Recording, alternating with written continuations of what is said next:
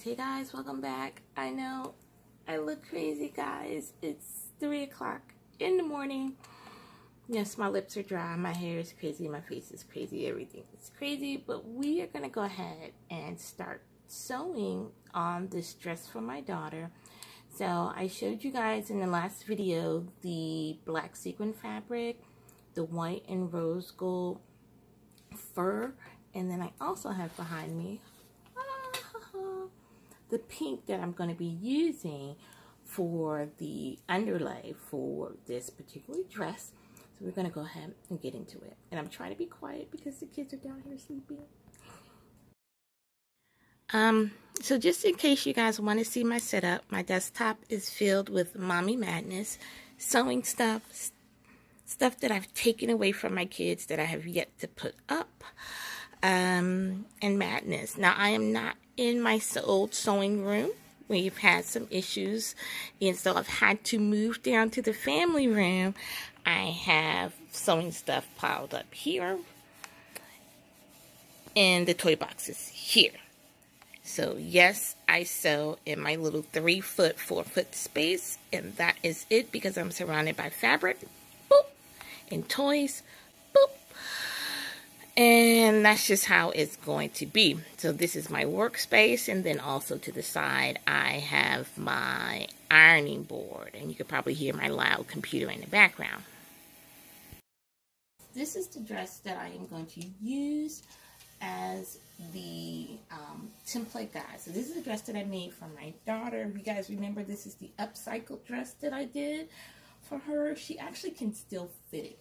While I don't want to make the new dress this size, I can size out around it. I do want to make it bigger so that my daughter has room to grow into the new dress, so she can have it for a while. So I always try to size up at least one size or a size and a half so that she can wear it for several years. And that's kind of what happened with this dress. So this dress is going to be my template. Now, pardon the madness,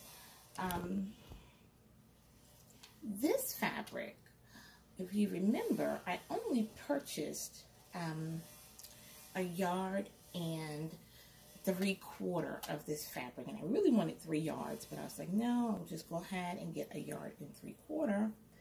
And then I noticed it had like a little snag on one of the pieces. Somewhere near one of the ends it has a snag, like a little hole. So I'm going to go ahead and find my hole. I'm going to cut from that side wherever the hole is, because the length that I need for the bodice is 13 or 14 inches if you include the seam allowances. And that's about where that 13 or 14 inch mark is, about where the hole is in the netting. So we're going to go ahead and cut that piece so I can have fabric for the bodice, and then the remainder of this fabric is going to be for the skirt.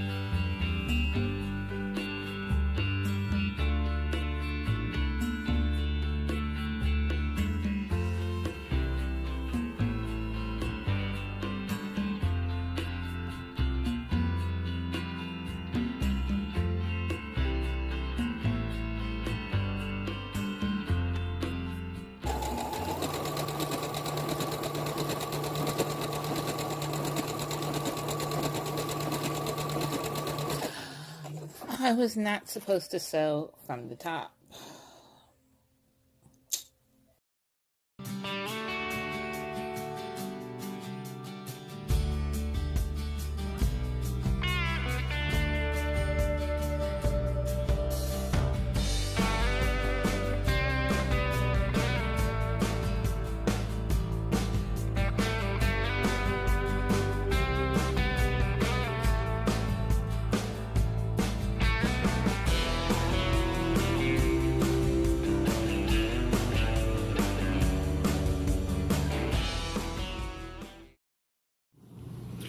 Alright, so as you saw, I was having problems trying to complete the stitches. The kids are watching the astronauts doing the spacewalk, so that's what you hear behind me. But as you know, I was having problems stitching this side of the skirt, and it turns out those needles that I just bought, the brand new ones, not the right needles. They're supposed to have been universal needles, and I don't know what they are, but they wasn't universal for my fabric. So I am back to using my last universal needle that I've been using for like the last 5 months, because now I'm gonna have to go back to the store and buy another set of universal needles, but buy the set that I got before. I don't know what those are, but I'll have to go back to the old. Well, it allowed me to shop local, but I'll have to go back to my old shop and not a big box store to get the needles that I know that I need. But I got it done.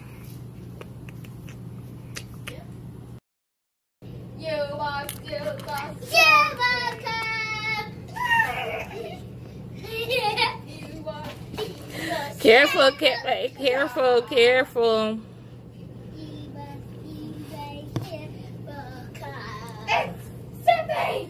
Okay,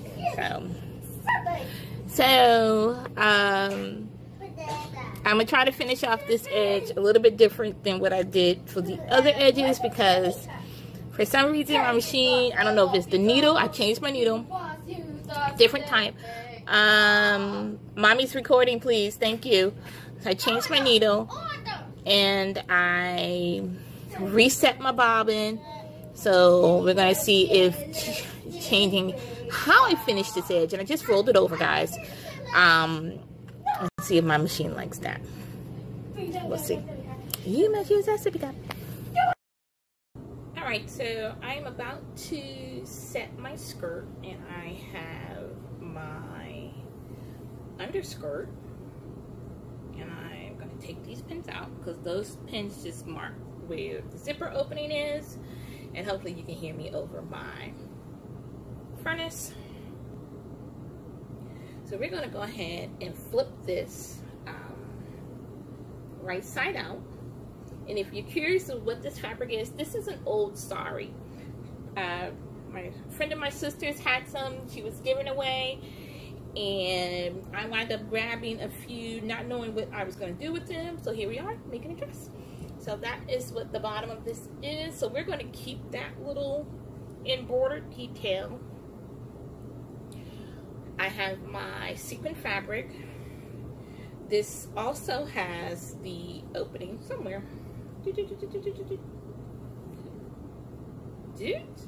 Right there. And we're going to flip this right side out. And this is going to go right side out over top of the pink.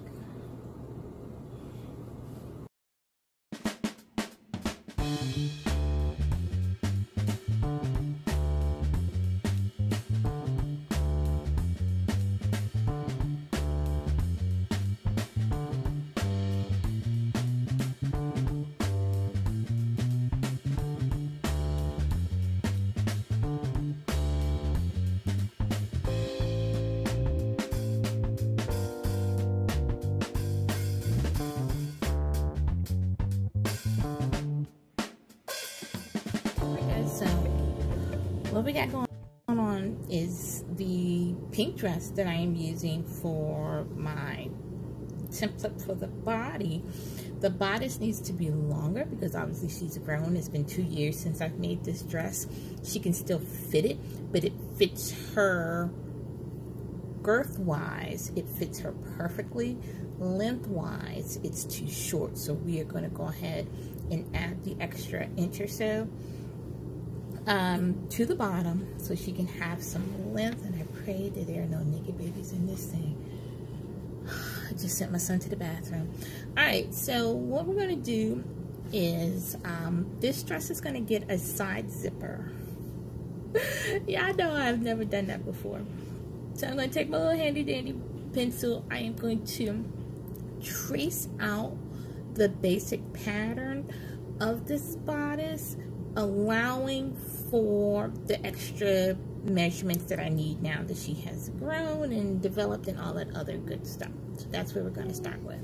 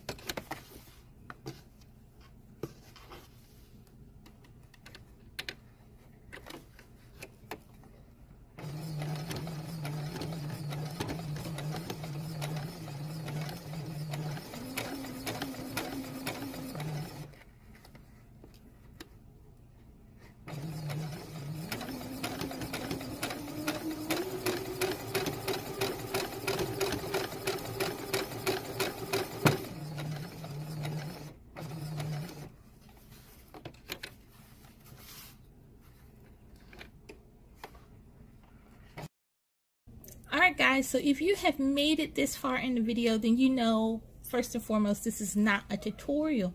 But I know a lot of you guys that follow me for my sewing, so I really just want to show you kind of my thought process and how I work through projects, because one, I am self-taught. I will always tell you that I am self-taught, and I typically don't use a pattern. I sew by sight, and I kind of know the basics of how to create a lot of the things that I create. And so, and that's really what I share with you guys. So this is me creating something special for my daughter with honestly $5 worth of fabric. Because the pink fabric was gifted and the black netting with the sequins was $5 on sale. And so, yeah, so this is a $5 dress. My label costs more than dress. So we're going to go ahead and we are sewing. We have the bodice attached to the skirt. The skirt is gathered. I've allowed allowances for where my zipper is going to be placed. So those areas, the fabric is not gathered. I am using a straight stitch. I am going to be on my far left-hand side as I am facing my machine, my far left-hand side needle position. And what is that? A quarter, a half? I don't know. Yeah. So I am using the edge of my foot as a guide. To be honest, I don't even know what that measurement is, but that is what I'm using as a guide. And so I will be lining up against the bodice, because the bodice is a straight edge, as opposed to using my gathers, because the gathers can get kind of wonky. So I'm not using my gathers as a guide. We're using a straight edge. Okay. Standard needle position in stitch length. I am not changing that. Let's go.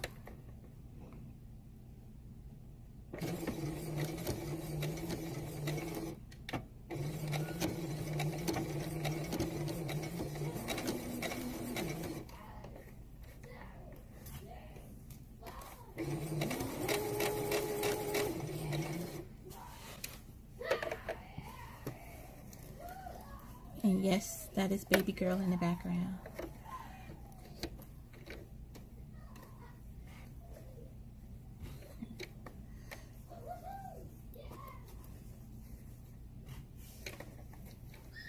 And doing my skirt this way, yes, it's a lot more work.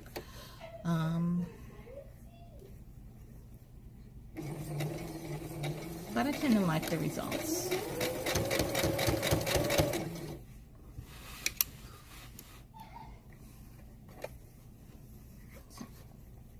Coming up to my first marking, which is the back dart. And we're gonna just continue to fluff. Make sure nothing is riding up on the underside. And I'm using my bodice as a guide.